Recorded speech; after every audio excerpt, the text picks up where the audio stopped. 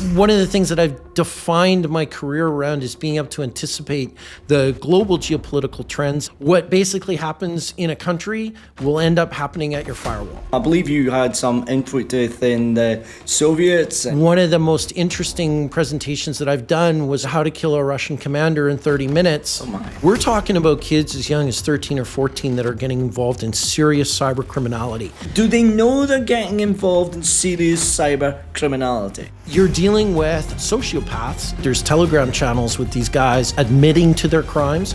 The law is not keeping up to the crime that's being committed. For a brief window, they're basically untouchable. And this is how we get teenagers with of Bitcoin. How much?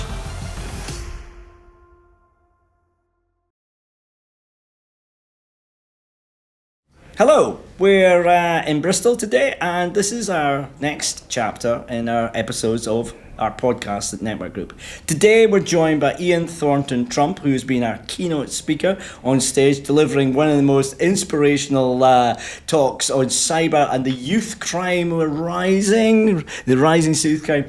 Really fascinating, and he mesmerised a lot of us. I did not realise how the youth of today, what they're doing in their bedrooms. We all thought it was dodgy websites. Actually, they're doing a lot more dodgy things in the bedrooms than we actually thought. So let's get into this. I'm going to bring in Ian. Ian. Hello. Yeah, hi. Welcome. How are you? Well, great. Thanks for having me. How was your day? How did you enjoy today? Oh, really great. I mean, I met a lot of the family. I've been part of the MSP community since 2013, really. Wow, that's a long time. Here in the UK.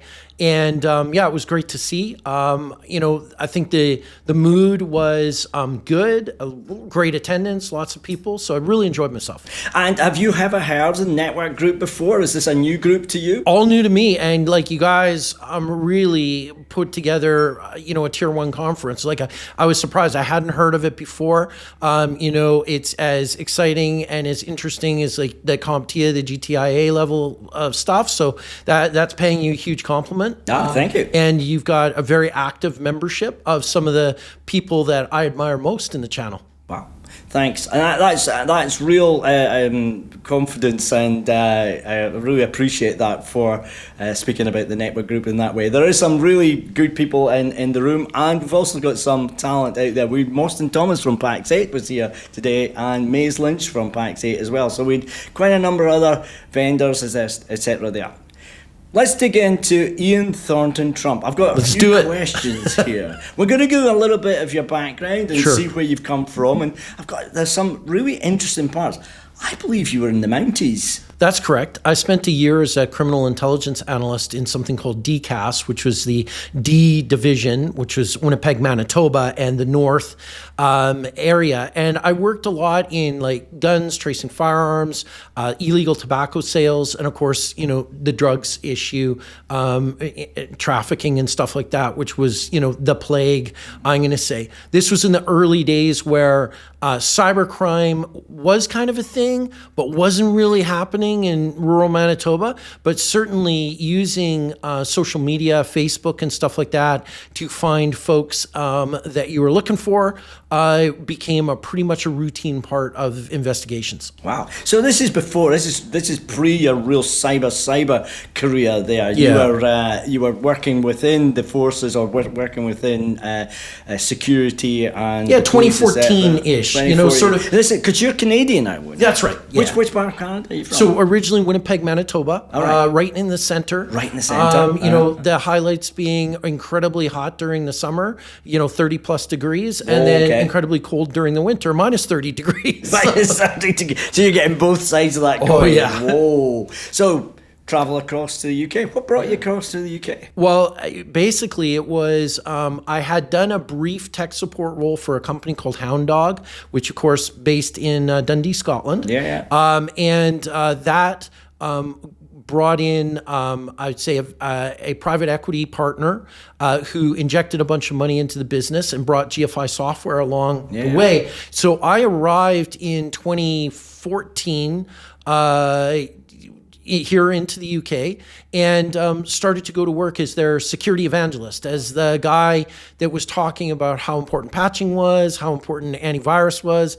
And MSPs and the tooling at the time weren't really looked at having, I would say, a security role. So I'm really happy to say that the organization kind of let me go and do this thing, and it was fantastic. Okay. So how did you get into it? You've come from the Mounties, and I see you were also in the military, in the Canadian military. Yeah, before that, yeah. So how did Ian Thornton-Trump get into that cybersecurity career? I would say it was a natural evolution from basically being involved and having cyber, and more importantly, being an intelligence analyst in those particular roles. Set me up to understand the importance of that future issue. And I think one of the things that I've defined my career around is being able to anticipate the global geopolitical trends and then what that means for businesses, large enterprise or even small businesses.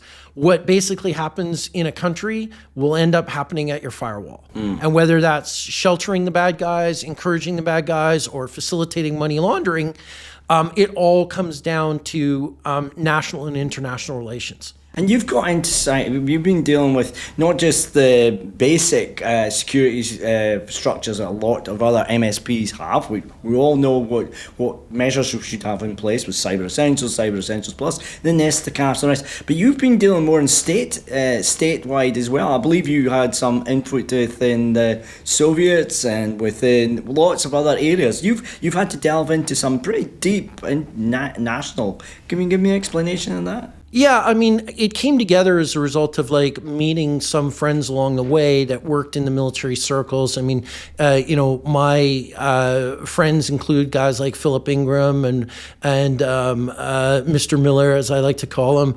They were influential in drawing out of me and talking about, and being sort of, I think, more interested and engaged in the nation state actors. And I think one of the most interesting presentations that I've done was alongside Phil when we did How to Kill a Russian Commander in 30 Minutes. Oh my. Talking about how all of the things that we did during the global war on terror were then used to hunt down Russian commanders in, that the Ukrainians were doing, and we were helping them with that, and engaging with, the capabilities that were developed, and whether or not was tracking them by a large concentration of cell phones, or even when the good guys had managed to infiltrate the cell phone networks and understanding who was talking to who and what text messages were going back and forth. That became a really valuable piece that was used in the global war on terror, but then also in the Ukrainian conflict as well. So tracking all of that stuff and putting it together and trying to understand where the true innovations were happening. Mm-hmm. And that, of course, was built on the disclosures that Edward Snowden provided, right? Because they gave us an insight into what the capabilities of the Americans were. And of course, then it was revealed that was shared through GCHQ and other Western intelligence agencies, including Canada. Okay.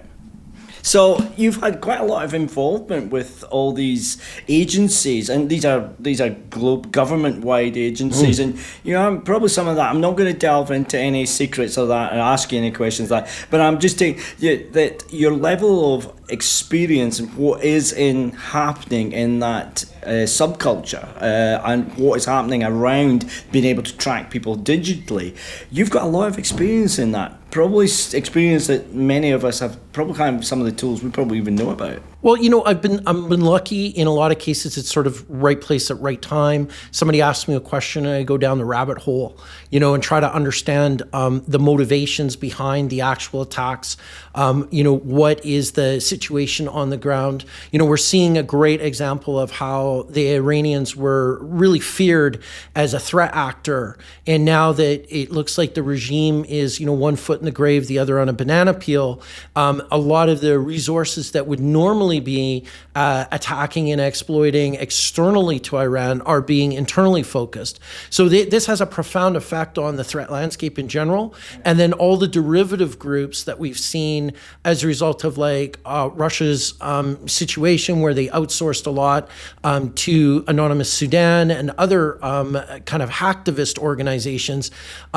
We saw that as a global trend. Yeah. And then early on, it was identified, and this is sort of the next evolution, if you want. It was identified that it doesn't really matter if it's a hacktivist, if it's a mercenary, or if it's actually a nation state actor. That's superfluous to the fact that this thing is trying to get into you. And the thing that's trying to get into you is really based on what value they can get from it. So in the case of the Chinese, that's why they're attacking telcos, right? They want access to the backbones of the infrastructure. So potentially, if things go sideways, they can do a lot of damage. They've never actually done the damage, but they're scary good at getting in there. Yeah, and you can see this. Now, when we are speaking about cybersecurity, that often they'll speak about the various why they're doing this. And there's the state side, and there's the financial, and then there's just the downright want to damage things. You mentioned this afternoon, I was quite interested to hear, you were speaking about this next generation. How did you describe it? The youth, the influencers? Can you explore a little bit? What is that? Yeah, it's the fact that you're sort of blending that influencer culture that you see on Instagram, where everybody's like doing pranks and everybody's talking about it, and they're doing it for likes and shares. In the cyber youth crime, it's a very similar thing. It's sort of based on gaming metrics, but essentially what they're doing it is for clout and influence in the cyber underground, to be feared or even maybe in a weird way respected in that culture. That drives more folks that want to work with you or be affiliates who are also on that cybercrime journey. And so what I've discovered is really around the fact that the perpetuation and platforming of cyber criminals, i.e. them doing interviews and journalists publishing what they're saying, even though in many cases it's like batshit, and it's not reality, and they say a lot of things, but the evidence is really hard to come by in a lot of cases. You're dealing with, well, for lack of a better word, sociopaths. And you can clearly see that in a lot of cases, there's way more talk than there is game. But I just explore that one a little bit, because when we were thinking about cyber attacks and hackers, we always understood they wanted to be under a cloak of disguise, of mystery, of they didn't want to be discovered. The last thing they want to do. Now you're telling us, if I understand the influencer connotation, is that influencers want as many people to know about them. They want to rise their popularity, their visibility. They speak about, I have 100,000 followers. Yeah. Are we speaking about these guys have got a subculture that they're now raising, I've got 100,000 followers, and this is that what's happening? Absolutely, that's what's happening. In fact, there's Telegram channels with these guys, with these cyber criminals admitting to their crimes. So that was something that you didn't usually see. Nobody admitted it. Talking about what their next targets are, which makes everyone working in cyber threat intelligence all flittery and whatnot. But understand that there's a layer of deception to that too. If I tell you, we're going after water treatment plants, right? We may not do that. I mean, we might go somewhere else and do British Rail, British transportation. So part of this is a deception operation. Other parts of it is propaganda, in the sense of our group is better than that other group. You better not deal with that other group, or we're going to give a Bitcoin to someone and they're going to come beat you up. So it's this multi-spectrum crazy that really doesn't have any sort of ethical or moral capacity, but it's a feed and it's entertainment. So let's go back to that question. You spoke about the influence. One of the things was really fascinating to hear when you were speaking to on a keynote is the age of these people. And you're saying these aren't like the 30, 40, 50-year-olds. What age group are we talking about? We're talking about kids as young as 13 or 14 that are getting involved in serious cyber criminality. Do they know they're getting involved in serious cyber criminality? That's a really good question, because one of the leaders of Scattered Spider, he was deemed incapable by the courts, right? Like not capable of understanding the right and wrong part. There's a lot of factors involved with this. I think we're seeing the effects of a lack of social programming sponsored by governments and councils after school. Yeah. We're seeing the isolation and post-traumatic stress disorder of COVID.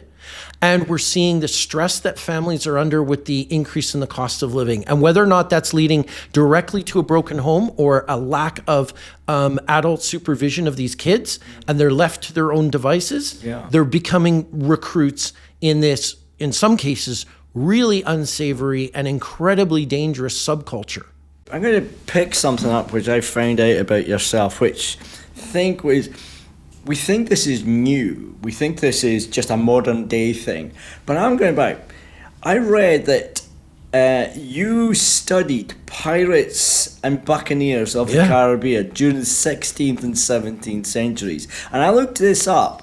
The description online is these were state-sponsored actions. These people were hired by the UK and Spain and England to go and fight and maraud and actually in the name of these countries. Yeah.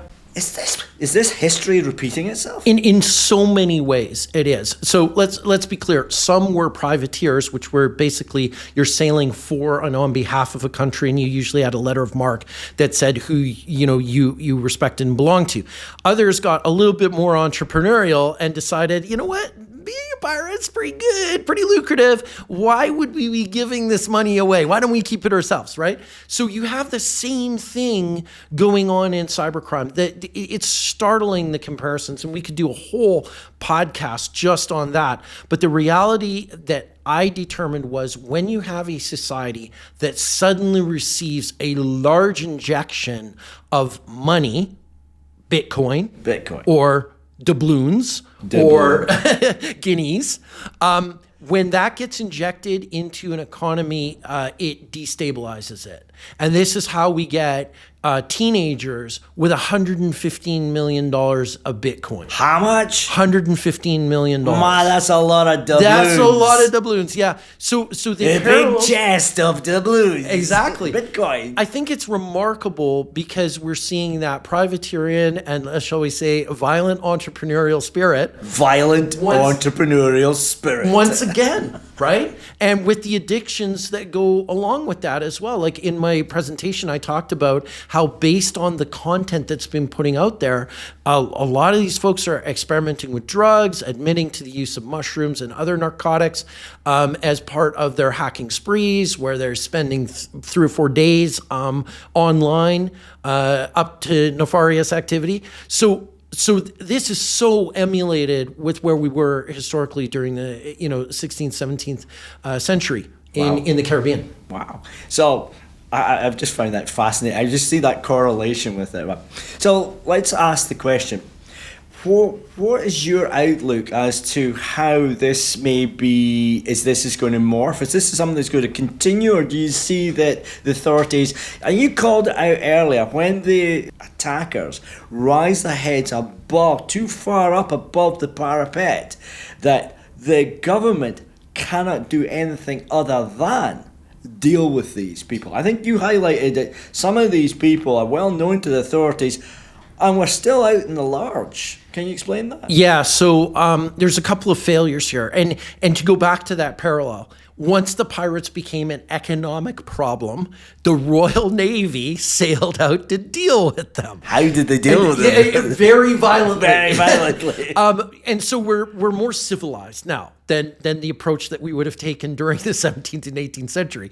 But what is really relevant is the law is not keeping up to the crime that's being committed, the harm that's being committed. You phrased that. So when you look at some of the major players within Scattered Spider, this is just not a one and done cybercrime. This is a series, in some cases 40 or 50 or 60 victimized businesses, some that were victimized many times over, right? Like robbing the same ship. Robbing the same ship. And so we've now a situation where, because of a very, I'm going to say, soft touch for youth crime, okay, there is not really a major incentive for them not to do it, right? There's so much money to be made and so little, I'm going to say, justice mechanisms to make them stop it.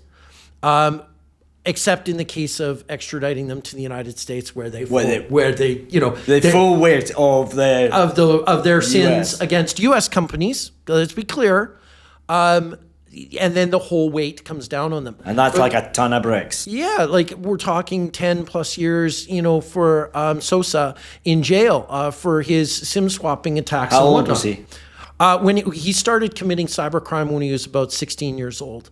And he finally got arrested when he was like 19. And he could go to jail for 10 years. Yeah, he's in jail for 10. And, to be fair, during that period of time, I think he amassed something like about $450,000, which to a 17-year-old kid, that's a lot of money. That's a lot of money. Yeah. So, again, where's the disincentive there? And unlike our criminal forfeiture in the United States, they don't care how old you are. They're going to take all the money that they can find. This is in the States. Yes. They will take all the money they have made. And you have to pay restitution. In the UK, if you're youth, there isn't really a mechanism to claw back the money that they've made. And that's a loophole that needs to be fixed and fast. Could you explain that? Because that was really a fascinating thing which you said. If you're a youth in the UK, what is the maximum penalty of years? 2 years in jail. 2 years. 2 years in jail. And if you've amassed a wealth on Bitcoin, how much can the government take away from you? So it's a really interesting question, and it doesn't have a clear answer. But for instance, restitution orders and stuff like that against youth, I don't think have the weight of law here. And so what that basically means is if they do their time and they get out and they're not going to do more cybercrime, which inevitably that's the thing they're best at. So they tend to go back. The recidivism rate is pretty high. And then when they get nicked at age 19 or 20, then it's a whole different situation. But for a brief window, they're basically untouchable. Wow. Yeah, it needs to fix it. Something needs to be done about that. Are you listening? Something needs to be done about this. A couple of other things. We've had fantastic conversations. There are a couple of other things I've just found out about Ian Thornton-Trump. Okay. You're an amateur dentist. What is an amateur dentist? I've never heard of this before. Well, you're probably familiar with fisticuffs and Donnybrooks, but it wasn't really from that. I called myself an amateur dentist as a bit of a joke because my MSP back in Canada has a number of dental customers.